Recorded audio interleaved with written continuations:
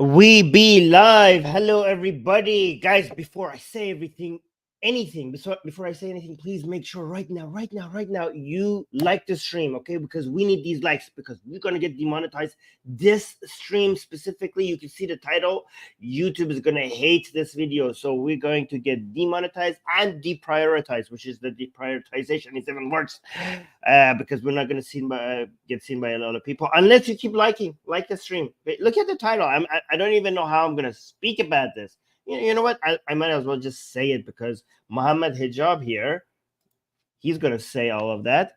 Again, the problem is that when you stream these videos, you don't get the chance to let YouTube evaluate whether this is monetizable or not before you show it, like when you upload a video. So that's how we get screwed, because we're streaming here on this channel a lot. So we need your support to make sure that we could say these things. You know what? You know why this is important, guys? You know why sometimes it just seems like we're having fun and we're talking about ridiculous Islamic ideas and laughing about it and thinking about how stupid this is.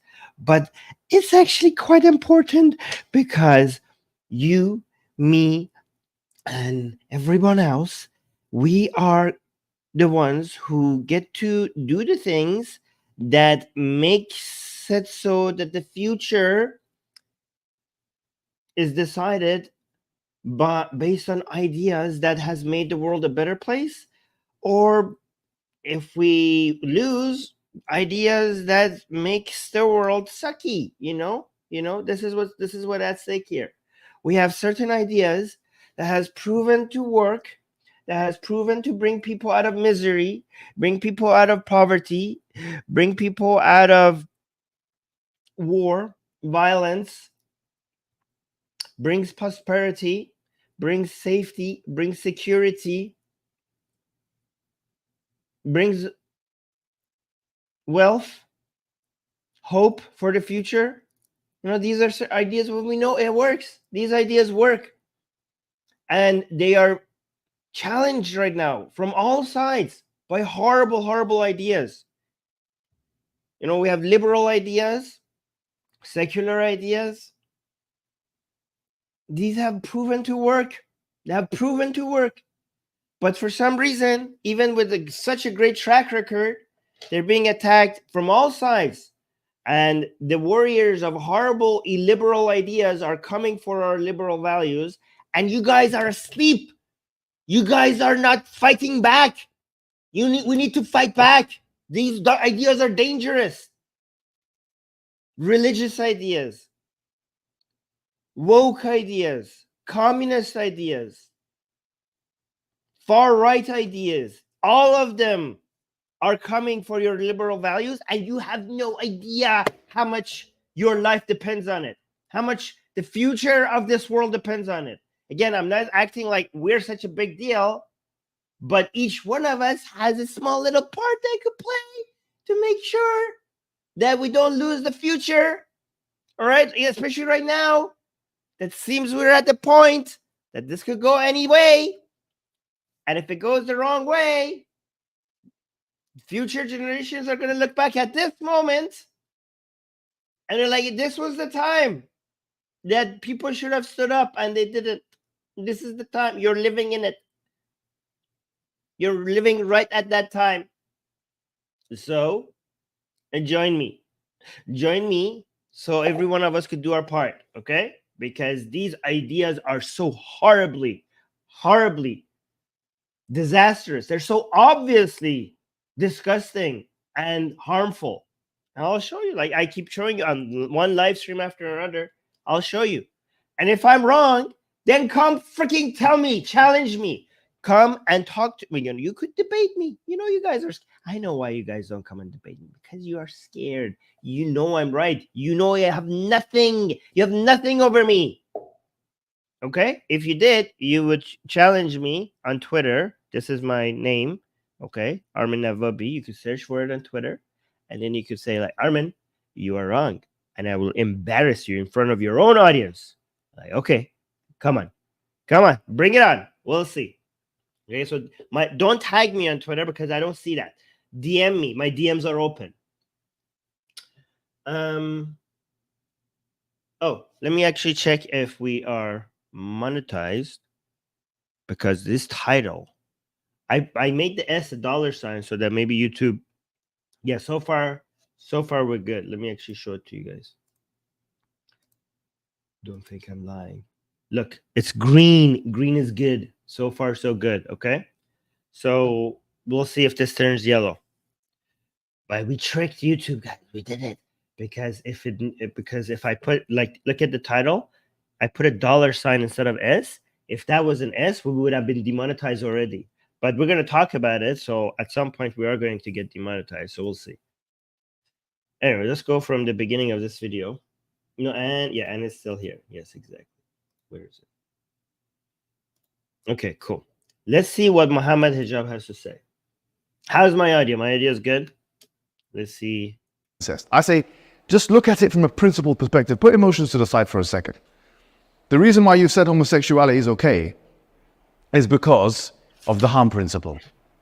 You said so long as these people are not harming anybody else, they can do whatever they like. I'm saying the same exact logic can be applied to a brother and a sister. So long as they're not harming anybody else, what's the problem? We're using your same principle. Because one of them said it's not natural. So what did you say? Can you repeat that again, please? It's not natural. You're making an argument for what's natural and what's not natural. You see, they don't really have an argument against this. The only difference between homosexuality and incest is homosexuality had a movement in the 1960s where gay people, quote unquote, would walk in the street hand in hand and demand their rights. And brothers and sisters have never had that yet in the West. That's the only difference, my friend.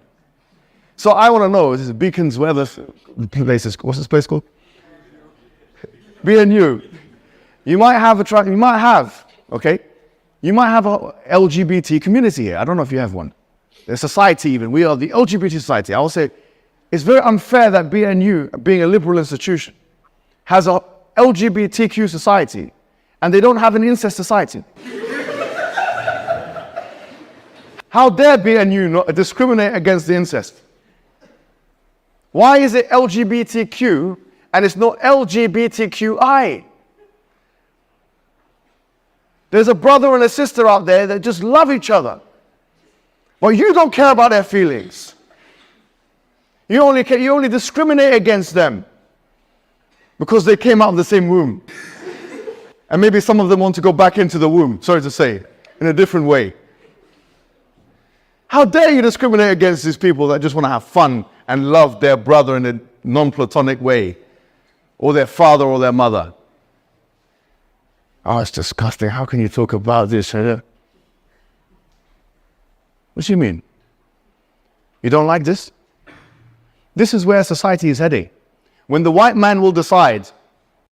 All right, let's pause that here. Okay? So Mohammed Hijab thinks he understands philosophy. He just studies these things a little bit, and he has just a very basic understanding of what he just read. And then he mixes it with using very big words, and he sees himself as a philosopher. But every time he talks about these things, it's quite obvious that he doesn't even have a basic understanding of any of these topics. So like he uses the word harm principle, and then he fails to go actually look at the harm that incest would cause. So he says as long as it's not harming anybody, right? And he's like making fun of the arguments that people would have against incest, but he doesn't even understand the arguments. Either he doesn't understand it or he's strawmanning them, because he's not actually presenting the valid arguments that we have against incest, right? So he mentions the harm principle, and then he acts like we can't point to the harm when it comes to incest. So LGBT relationship, the harm principle applies. There's no harm. Two men wanting to have two consenting adult men or two consenting adult women, they want to have sexual relationship with each other, no harm, then okay. So this moral standard is called utilitarianism, right? You try to reduce harm and increase benefit as long as the net benefit over harm is higher, then you're good to go. And then we have rule utilitarianism and act utilitarianism. I personally prefer rule utilitarianism, but I'm not going to get into that. But again, so that applies. So we say there's no harm in two men or two women, two adult men or two adult women having sexual relationship with each other, as long as you have informed, genuine consent. Easy peasy. If you apply that rule, then there's no harm and there's benefit. They're enjoying each other's company. They're enjoying each other's, they're having sexual pleasure. They're having romantic pleasure. They're having love pleasure, all sorts of different pleasures. Okay. And that's all of it is. There's a lot of benefit in that and no harm. Easy. Again, so what then we have a reason for why that's okay. And you have no reason other than your moral structure standard, which is divine command theory, which we'll get into. But you have no good reason for why that is bad. Now let's go look at incest. So he acts like we are saying it's not natural. So this is a straw man. He presents our arguments against incest as an appeal to nature fallacy and an appeal to disgust fallacy. No. If something is disgusting to me, that doesn't make it wrong. And if something is not natural, that also doesn't make it wrong. Something could be not natural, but very beneficial. That's not the point. He acts like we cannot point to the harm. That means that he either is lying or he's talking about something that he has done no research in. This is so easy to find out, right? Everybody first touches, like when you say brother and sister, everybody goes and talks about children, the potential of having children that have genetic disorders. But I'll go beyond that. Let's say if there's two brothers or two sisters where they cannot have any children, or a brother and a sister where, I don't know, they went snip with the boy and did something, they got a vasectomy and there's no way for them to have a children.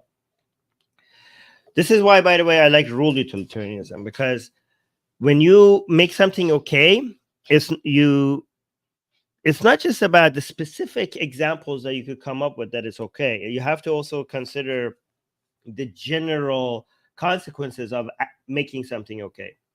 First of all, the most important thing that makes incest between siblings harmful, beyond potentially having children with genetic disability, is power dynamics, right? Why do you think we do not allow university teachers, professors in university, and their students, adult students, to be in a romantic relationship with each other? Why do you think that we also we make it illegal for an employer and an employee to be in a romantic or sexual relationship with each other? Why do companies we don't make it illegal. Companies have rules against that, or universities have rules against that, because of the power dynamics, because the potential for abuse. So when it comes to siblings, this is not about disgust. Me being disgusted by it or you being disgusted by it, that doesn't make it not okay. Okay, as long as somebody could enjoy something and they are not harming, that should make it okay. But here's the thing: when you allow something, even you have to think about that, the broader implications of allowing that. This is called rule utilitarianism rather than act utilitarianism. Act utilitarianism looks at, I look at that action specifically in its isolation. Is this causes more harm than good, then it's wrong. If it doesn't, then it's okay. But rule utilitarianism says, hold on a minute. It might not in this specific instance, but if we allow this, then something bad could happen. Let me give you an example. If, for example, let's say you're driving there's a red light and it's 2 a.m. in the morning and there's not a single car in sight. And you know, if you go through this red light, nothing will happen. There are no cars. There's no way that you're going to have an accident. Should we make it so that we say, you know what? Only stop behind the red light if you are not sure if it's going to be harmful. In situations where you can almost sure that there's no cars, then let's allow people crossing red lights. This is very dangerous because now we're opening the door to people judging whether or not they should cross a red light. Even though in that specific example, the specific example is true that in that case there's no harm, we want to come with a rule that in general, because it's really, we don't have utilitarian calculators that works perfectly with every person at all times. We have to come up with broad rules that generally reduces harm, even if you could find instances in it that doesn't. As long as it works most of the time, we don't allow certain things, because even if it doesn't cause any harm, because in other cases it does. We are not able to just go apply these rules one case at a time. We have to generally apply this rule. So am I going to be able to come up with an example of instance that has no harm? Yes, I can come up with an example of instance that has zero harm. For example, let's say two sisters that were separated at birth, at a very young age, right? Let's say, for example, one girl is 1 year old and the second girl, and she's removed from the family, and then her sister is born after. She never even saw her sister, right? From early childhood, they were separated, you know? So she left the house at 1 year old, like somehow, like let's say it's a poor family. They had to put that child for adoption. The 1 year old girl, some other family took her and adopted her. And then they had another girl and she was born. And at that time, this family was not poor anymore. So they kept that one. But the older sister, she went to another family and they was adopted. And these girls grew up separate from each other, never saw each other. And now they're adults. Both of them are adults. And now they see each other, okay? And now they fall for each other and they want each other. And now they have sexual relationship with each other. Imagine that. I basically removed all harm. This is an example that I came up with this example to show you. There are cases that there is no harm in this. Because, first of all, last time I checked, two women cannot have children with each other. So no potential having genetical disorder in the children, right? There's no power dynamics because they didn't grow up with each other. So the main issue that we have with siblings is that power dynamics within family, like the older one, if we have sexual relationship within siblings, the older one has power over the younger one. And that opens the door for potential abuse. But these two girls were completely separate. Do I see any issue with this? No, I do not. Should we allow it? No. Why should we not allow it? Because that's not how we come up with rules. We do not come up with rules based on very weird, exceptional situations that might have no harm in it. Just like the example that I gave you with the red light. We do not say, do not cross the red light unless it's 2 a.m. in the morning and there's no car in sight. We say, do not cross the red light. If you get caught crossing the red light, even if it was safe, you get a ticket. You get a ticket, right? So yeah, did I find an example that there's no harm? Yes, but there's harm in allowing that. So rule utilitarianism says, don't measure just the harm in that one specific act. Rule utilitarianism says, measure the general harm in making that okay, in general. And that's the difference between LGBT and incest. Do you guys understand what I just said? It's very important. This is what makes our moral standards so much superior, because this works. This works. Do you guys understand what I'm saying? We also look how advanced this moral system is. When we say this is allowed, this should be allowed, we are thinking about the broader consequences. We're not just thinking about the consequences of that specific action that we're allowing. That is act utilitarianism. Rule utilitarianism says like, okay, here it might not produce any harm, but what happens in a society that this is allowed in general? When it comes to LGBT, if LGBT is allowed in general, there is no harm. The benefit is way outweighs the harm. But in a society, if because of these few exceptions that I came up with, we allow incest and we say it's okay, because of the power dynamics that exist within families, we have opened a giant door to abuse. I'm not appealing to nature, and I'm not appealing to disgust. Frankly, there's a lot of sexual behaviors people have with each other that disgust me, but it doesn't harm anybody, and they're enjoying it. And I bet you there's a lot of things I enjoy sexually that disgust other people. I'm not talking about disgust. I'm talking about harm reduction.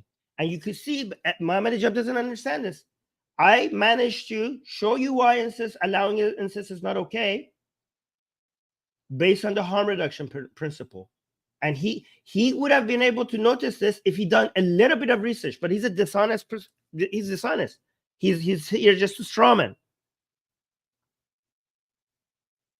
But here's the thing. I gave you a reason. What is your reason?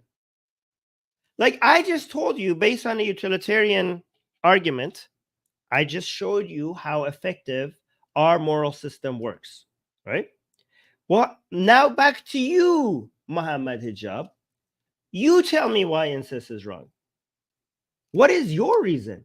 Because you yourself just dismissed the appeal to disgust, and you also dismissed appeal to nature, okay? And you're also making fun of the harm reduction principle, which is utilitarianism, technically. Then what is left for you? Do you think incest is okay? If not, what? What do you have? Because all I saw you do is just laugh at the idea that incest is okay. But do you have any actual reasons for why it's not okay, for why it shouldn't be allowed? I should say, I shouldn't say okay or not okay. I should say it shouldn't be allowed. That should be the way I use it. What is his reason? He dismisses our reason, but he doesn't provide a reason because his reasoning is horrible. His reasoning is divine command theory. So we say things should not be allowed if they produce more harm than good in society, or things either should not be allowed if the harm is very high, or it should be looked down upon and shamed if the harm is lower, but still there's harm, right? So for different levels of harm, we have different solutions. We don't get the law involved in everything that has more harm, right? But Mohammed Hijab, what is your excuse? Because your excuse for both LGBT and incest is the divine command theory. Guys, you know what the divine command theory is? We believe in utilitarianism, specifically rule utilitarianism. So what moral standards do we have? What are the moral systems that we have, right? We have deontology, we have virtue ethicists, right? We have divine command theory, and we have utilitarianism, act utilitarianism, and rule utilitarianism, right? The best of all the ones, the five that I mentioned, the best one is rule utilitarianism. The worst is his divine command theory, which basically means it's bad because God said so. But it makes me wonder, if it's bad because God said so, then why are you guys laughing at saying like, oh, we should have like the incest community, and everybody laughs? I mean, it shouldn't be. Are you appealing to intuition? Maybe that I'm appealing to intuition. It's one of these two, because they're like, because if God says like, you shouldn't be obvious to you if something is right or wrong, you should just wait for God to says it's wrong, right or wrong. But if it's so obviously wrong to you, then maybe your argument is appeal to intuition, which that has its own flaws. But the worst that you have, that you're Muslim, you have to have your moral system has to be divine command theory, which is nothing other than God said so. And that is the most dangerous moral system that there is. Because if good and bad is what God says is good and bad, then you could excuse the worst of crimes as good. You could sell it as good, and you could sell the best of things as horrible. I give you a small example and a big example, right? God says, God allows genocide, right? God allows killing of martyrs, of infidels. God says masturbation is a sin, even though it doesn't harm anybody. And recent studies shows that it's actually even beneficial in moderation, right? So, but most importantly, God says this is interesting. This is what all the Abrahamic religions, Islam, Christianity, and Judaism have in common. To make the point how the divine command theory is essential within the Abrahamic religion, and how you have to accept it even when it comes in against your own intuition. All of these three religions come up with the most extreme example to make that point. Do you know what I'm referring to? It's in the name. When I say Abrahamic religions, Prophet Abraham was told to kill his own son. And this story has exactly this utility. Because the most extreme example of something wrong that we could come up with intuitively and also based on harm reduction, right? Both of these, because it can be intuition, because look at the act that God is asking you to do. Kill your own son. Killing your own child is against all the other four. Let me add something else to it, like virtue ethicist, deontology, appeal to nature, appeal to disgust, appeal to intuition, act utilitarianism, rule utilitarianism. All of these moral systems will be aggressively against killing your own child. But the Abrahamic religion tells you that, with the story of Abraham, all three of them will tell you that if God tells you to behead your own son, then beheading your own son becomes good. And that's the purpose of telling you the story, because it's all about selling this moral structure, this moral system. And this is the most dangerous moral system, and it's the most useful to the rulers. And that's why religion has this utility. Because you have to put your own intuition, your own disgust, your own reasoning, all of that away, and just say it's good because God says so. I don't ask any questions. I just accept. And Islam especially doubles down on that by naming its religion Islam, which means to submit. You fully submit. Muslim is somebody who fully submits. You don't ask questions. You don't even have to, you shouldn't even be look into for the reasoning for why something is bad. It's bad because God said so. That's the end of it. Imagine that. Imagine an ideology having a story to make that point. The story of Abraham being told to kill his own son.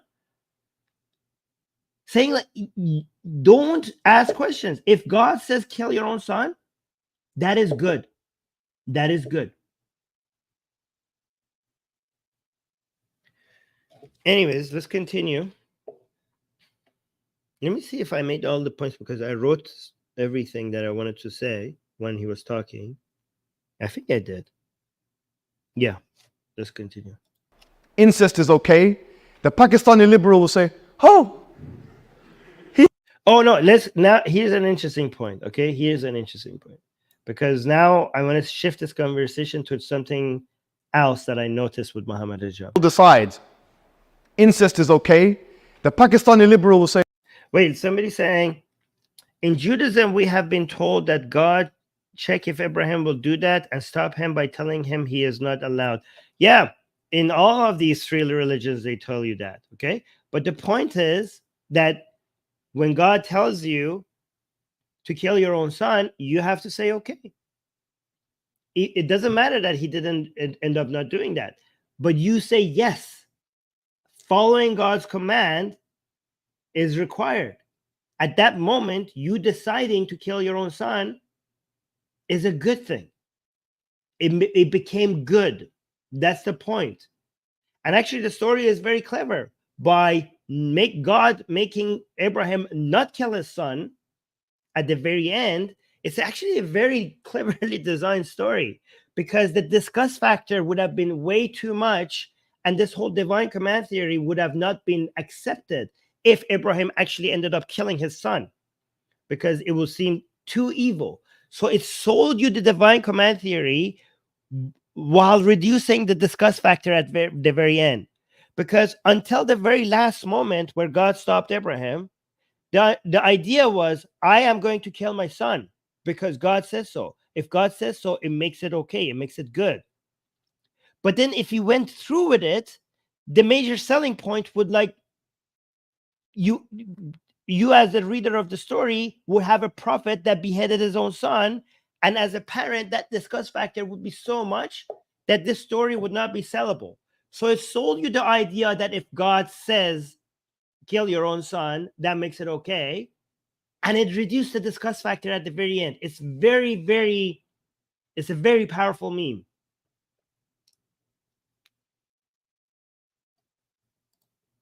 And when I say smart, because memes, like, not because like there are some people, some genius people, like, oh, let's say the story in a way that will, have the most effect, and we could like fool people. Okay, when it's smart, because this is a evolutionary, it's a Darwinian process of memes rather than genes, right? This is the survival of the strongest meme. It seems like it was intellectually designed, the meme, the story, but it just survived because it worked, just like evolution of living beings. But here, now let's listen to this part of what Muhammad is saying. incest is okay. The Pakistani liberal will say, oh, all right, let me go back here. You don't like this? This is where society is heading. When the white man will decide incest is okay, the Pakistani liberal will say, oh, he said it's okay. That means it's okay now. We must have incest society. You shut your mouth, you slave. You shut your mouth. You don't know. You see, you don't know why the white man said this. And you followed him. You took his advice, and look at you now. I spoke to one liberal, Lars Gull, in Norway. And I said to him, what about animals? Sorry to say, bestiality. And he said, yes, animals is fine. Like a dog, for example. A donkey. Huh? You have many donkeys here. So what are you going to have? When I come to BNU, 10 years from now, I'm going to see a stable of donkeys. And the humans standing next to them and say, this is part of the bestiality society? Because these people said it's okay? Come on. All right, 2 points. First of all, the white man will tell you this. The white man will tell you that. This is Mohammed Hijab being racist, basically, against white people. Which is interesting, because I need to actually say something in defense of Islam. For once. Mohammed Hijab is managing to be even more disgusting than Islam. Because as bad as Islam is, and Islam is bad, and we do have hadith that is colorist, to be fair, consider the black skin to be ugly and stuff, like in the hadith, and even in the Quran, actually. But those are a few hadiths. In general, Islam is, as an ideology, is not very racist. it is very tribalist. Like it does believe in supremacy of Muslims over non-Muslims. But when it comes to ethnicities, it's not a very racist religion. It doesn't believe in ethnic superiority. I mean, the Arab language and the Arab people, sometimes it does sound like it believes in Arab superiority. Like, I give you that. But in general, it's not aggressively racist. It does have a lot of teachings that claims that all people who are Muslim are equal, right? Again, it is a supremacist ideology, but the supremacy is Muslims over non-Muslims, not like brown people or white people or anything else, right? Which is interesting because Mohammed Hijab is now being discussing in a way that not even Islam is. And this, what he's telling you, this is woke ideology, being anti-white man. You know, he's getting that from wokeism. He's getting that from outside of Islam. Like, oh, the white man will tell you this. Like, the white man, aren't you supposed to be beyond ethnicity? Like, what about white Muslims? Aren't they? You're supposed to be a supremacist in a different way. You're not supposed to be anti-white people, at least not Islamically. In fact, if there is any colorism in Islam, Islam celebrates white skin. Islam in the Quran is obsessed, for example, with women with whiter skin, huris in heaven, for example, with whiter skin. So much so that it's that are transparent. Like, it's so obsessed with the skin being white that it tells you that women, you know, the huris, the sex slaves, the angels that you are allowed to have sex with in heaven, they're so white that they're transparent and you can see their bones. Sexy, huh? Muhammad, the prophet himself, refers to black people as people with raisin heads or something like that. I don't know. I have to go look up the hadiths. So it's obviously that in Islam, at least a few times that skin color is mentioned, a whiter skin has been seen as superior. But overall, it doesn't talk much about that. But where are you getting this? Like, oh, the white man, the white man. Where are you getting this from? This doesn't come from Islam. This comes from leftist, far leftist ideas. Where are you getting this from? And then he talks about bestiality. Speaking of, are we demonetized? No. What the hell? Guys, I'm talking, I mentioned incest. We mentioned bestiality. What is up with YouTube? I honestly want it to be demonetized right now so that this makes sense. Why is it that we get demonetized when I just say hi to you guys sometimes, and we don't get demonetized when I'm talking about incest and bestiality? How does this work? What the hell? Like, I'm pretty okay. I am now convinced that YouTube is keeping us monetized just to mess with our head. I think they're just trying to confuse us now. I think they're just trying to confuse us. I don't understand what's happening. What the hell is wrong? Why are we monetized or still? Okay. Guys, like the stream. Maybe it's because you heavily like the stream and then YouTube is like, okay, this can't be bad. People are liking the stream. Oh, yeah. Speaking of bestiality. Yeah, we already answered this.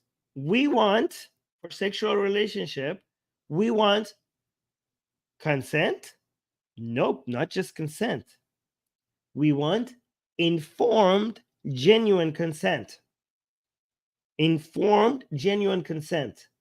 You can't get that from animals. Again, can I come up with a specific example of of a situation where there's no harm? I'm not going to this time, but yes, I can. Okay. But again, rule utilitarianism.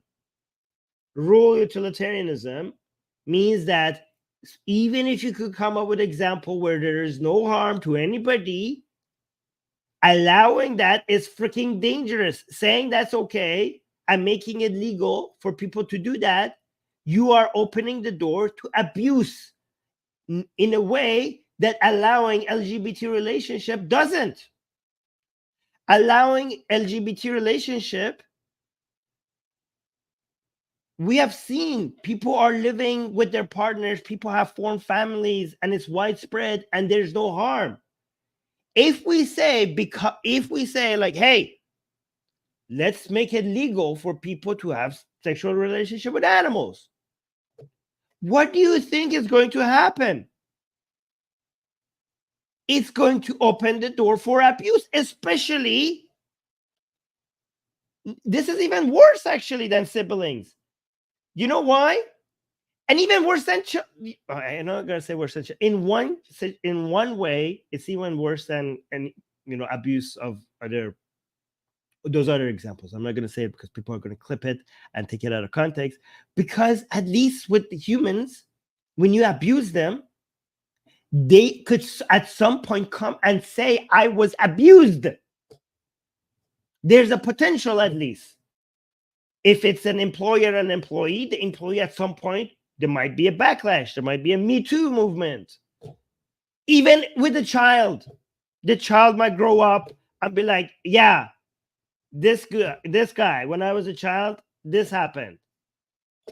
There might be a form, I'm not saying there is, a lot of time there isn't, but at least there's a potential for justice, for punishment for the person who did that.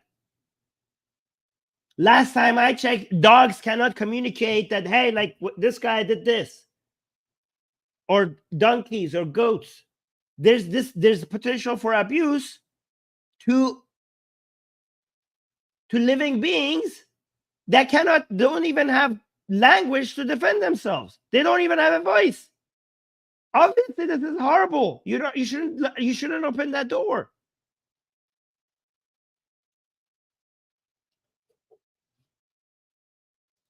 Let me see.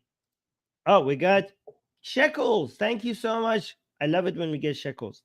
30 shekels from EF saying the bestiality thing is illogical. You can't ask a donkey for consent, but you can ask your mates, Steve. Yeah, not equivalent. Yes. But even if there are situations where you could show that there is consent, with other ways, right?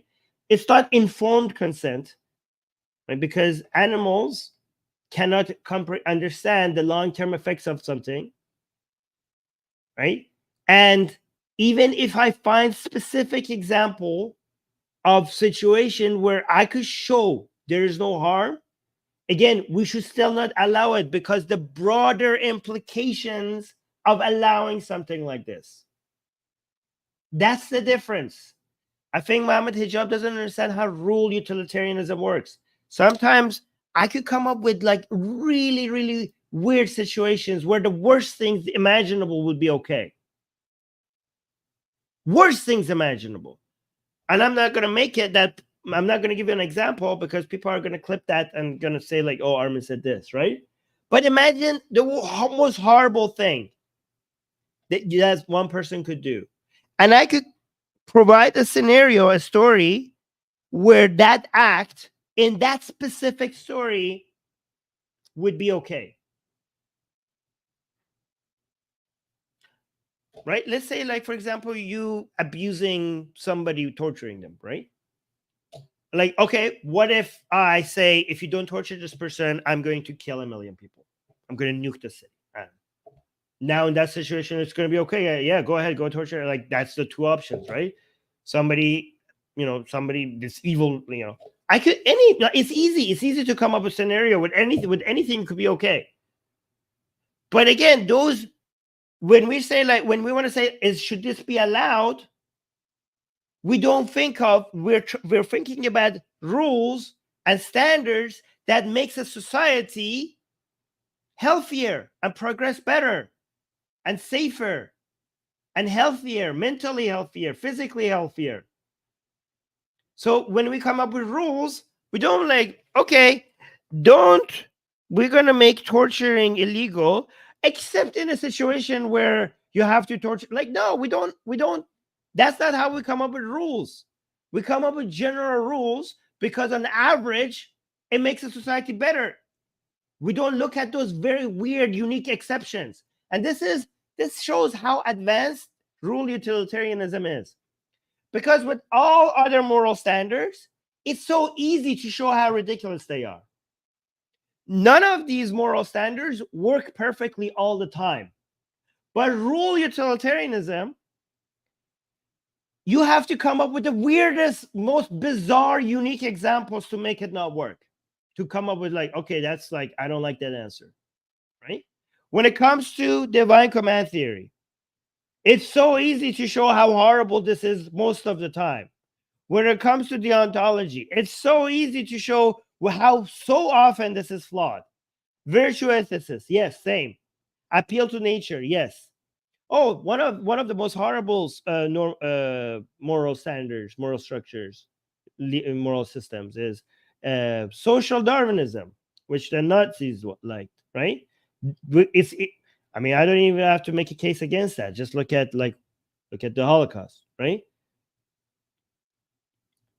Every single one of these standards, even act utilitarianism, I could show you so many examples for why it will not give you the correct results.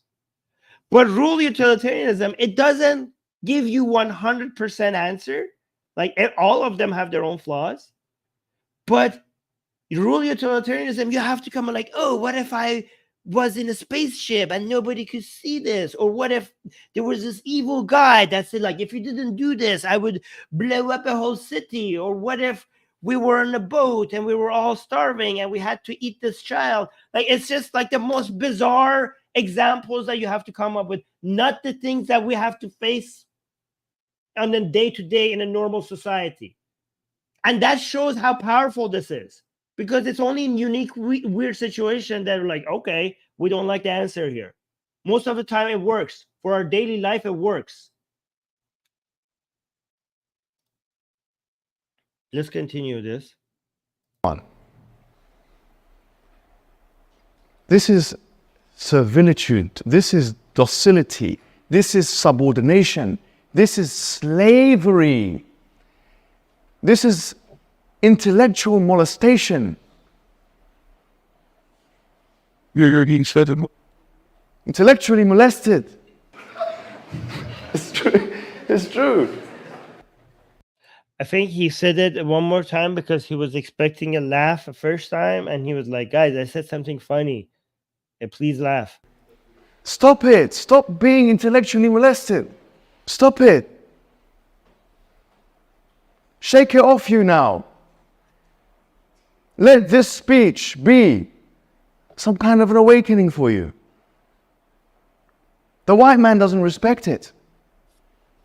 The white man doesn't care. He's got the white man doesn't care.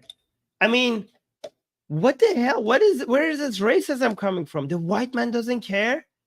I mean, wouldn't you at least with your own sick minds as Muslims, wouldn't you at least be like, well, hey, brother, we have a lot of white Muslims. You're being offensive to our white brothers. Like, what happened to all ethnicity not mattering? What happened to that teaching in Islam? The white man doesn't care? How is this? Like, imagine you said that about any other group. Imagine if it's like, black people don't care. Or like said this, something like this about Jews or Arabs. Everybody would recognize that as absolutely racist. How is this okay with white people? The white man doesn't care. What the hell is this?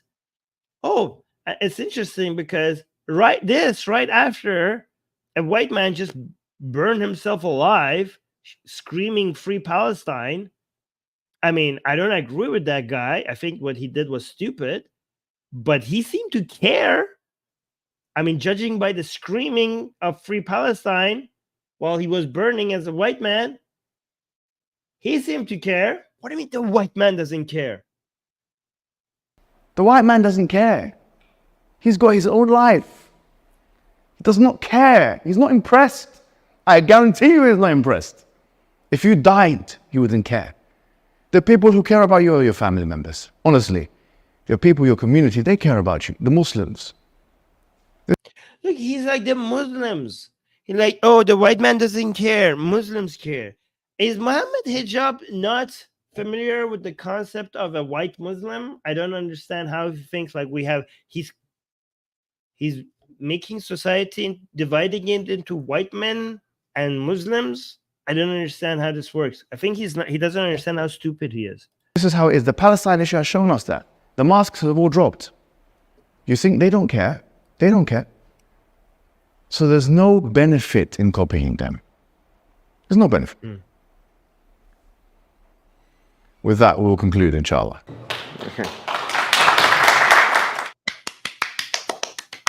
All right, that was that.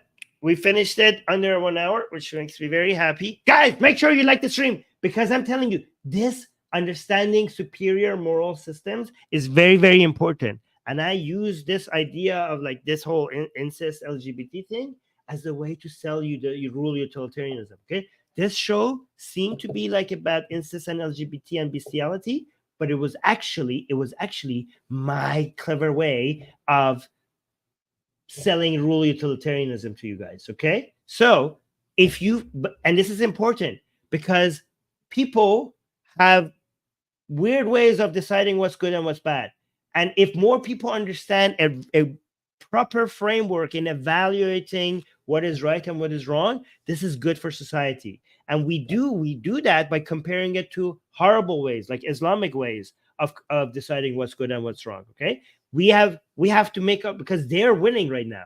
They are spreading like a virus in liberal world, and people are being convinced by it. So we need to push back. It's so obvious how what I'm telling you as a moral standard is superior to the Islamic version.